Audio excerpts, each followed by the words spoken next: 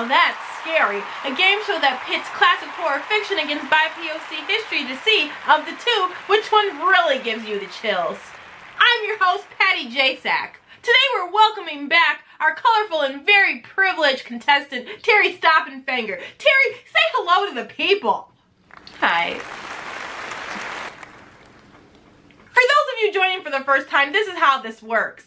We delve into a classic horror fiction story and pit it against the things that were happening to BIPOC folks the year the story was written. At the completion of each round, the audience is going to vote on which scene they deem more horrific, the one from the horror story or the historical fact. After that, Terry is going to guess which way the audience voted, and if he guessed correctly, he wins the round. Terry, I know this isn't your first time around the block, but do you have any questions? No, just preparing to get hijacked and guilted.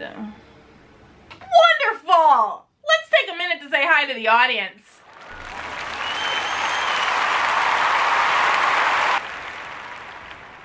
Okay, let's begin.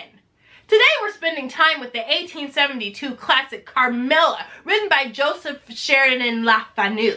Carmilla follows the story of our protagonist, Laura, who is romantically and otherwise pursued by Carmilla, who we later find out is a 150-year-old vampire really named Marcella Countess Karnstein. While she's in Laura's wake, her family experiences all types of tragedies and horrors, and it isn't until near Laura's death that everybody finds out Carmilla's true identity and justice is served. Creepy! Am I right?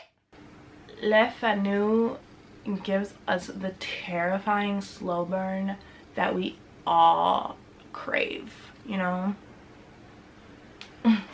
Comparative lit major, Berkeley. I know that's right.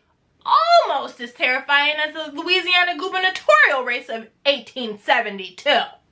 You're pitting an election against a horror story. Here we go. Cute. Cute indeed.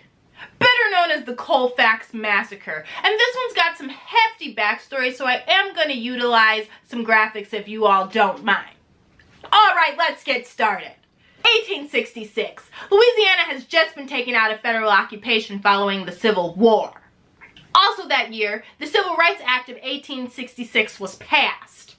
Because of this, in 1868, a biracial coalition was able to elect a Louisiana state legislature that made Republicans the majority. And might I remind you, at this point in our history, the Republican Party is anti-slavery and aligned with free blacks in the South, as much as any privileged white person can be, while the Democratic Party is made up of a bunch of white supremacists from the old Confederacies. So like I said, the state legislature flipped to a majority Republican. Oh, but the old Confederates didn't like that. Between April and November of that year, there were over 1,000 political deaths and lynchings in Louisiana, and the majority of them, you guessed it, black. Despite this, black men came to vote, and the Republican Party won overwhelmingly. The former Confederates were so mad that they threw the ballots in the river and killed a few more black people. In response to the terrorism, President Grant lobbied for the 15th Amendment guaranteeing black people full citizenship and the right to vote. It passed on March 30th of 1870. Obviously, this made the Klan very angry. In 1871, Congress passed a bunch of laws to attempt to suppress the Klan from terrorizing black communities. In 1872, the Republican governor of Louisiana started opposing Reconstruction efforts, preferring things go back to the good old chattel slavery days.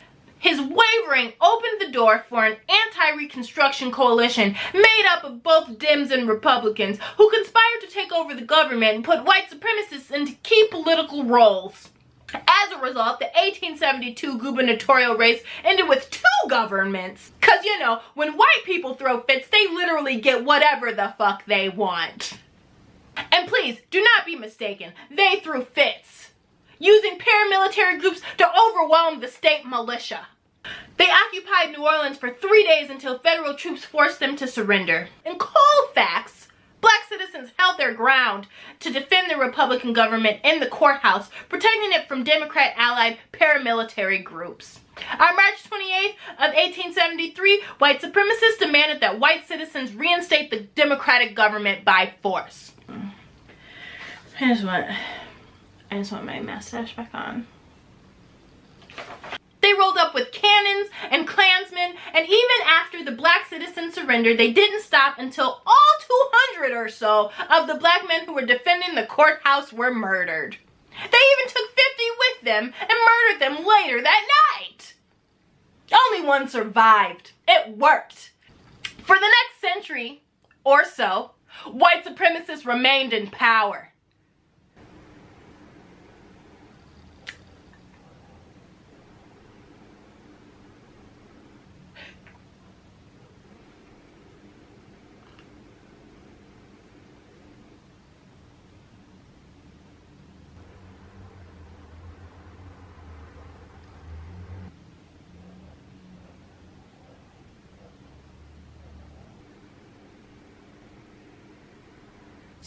Which is scarier? The Colfax Massacre. Come again? Every answer is gonna be the Colfax Massacre. Like, I don't even need to hear from the audience. Holy shit. Okay, Terry, well, in their defense, the audience has always been pretty socially aware. You were the one always spewing your white guilt all over the place, and so I mean, the fact that I'm learning about this, like, right now as, like, an adult, like, even though I'm in grad school, like, I have car insurance, and, like, I pay it, it's in my name, like, anyway, like, why didn't I learn about this in school? Like, what era was this even? When did this even happen? Reconstruction after the Civil War. But I mean, how much time does the average public school spend on the antebellum South in general, you know?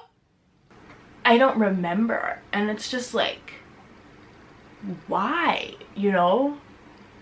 Holy crap, this show is like making me smarter, and I was just coming on here to show everybody how smart I was. Holy crap. Oh baby, cause white supremacy. But it looks like, because I had to spend so much time giving background information on a domestic massacre we all should have learned about in school, that you're just gonna have to come back next week for another round of Now That's Scary! Terry, I'm looking forward to seeing you one last time. I can only have guests on 3 times max, because then I suffer from empathy fatigue. Thank you so much, everyone!